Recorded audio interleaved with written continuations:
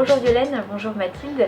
Alors vous venez de créer un parfum totalement additif, l'Overdose Red Kiss. Est-ce que vous pouvez nous raconter quel a été le brief de départ? Alors le brief de départ, c'était comment créer une arme de séduction massive. Comment atteindre 100% de séduction grâce au parfum. D'où l'idée de partir sur une addiction qui rende fou de désir.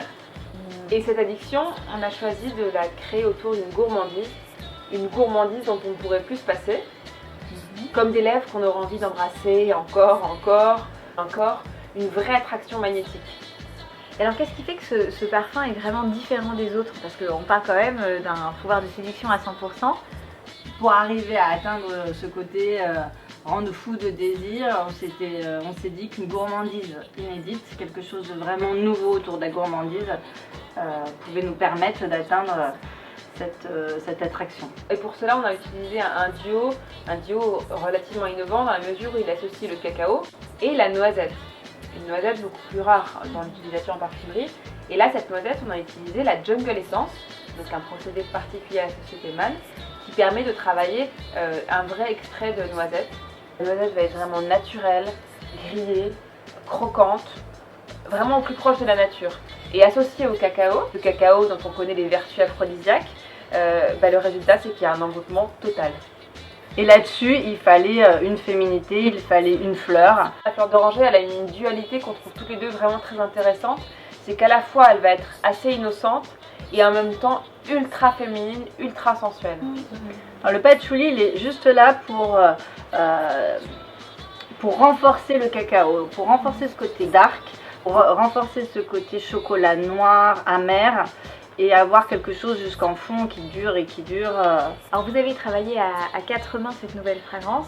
Comment ça se passe de travailler en duo de parfumeurs finalement? Bon, déjà on peut dire que c'est très bien passé. Toutes les deux on aime beaucoup travailler en équipe.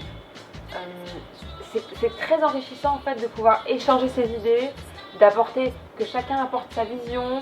On va avoir chacune des ingrédients fétiches qu'on aime bien utiliser pour telle et telle raison.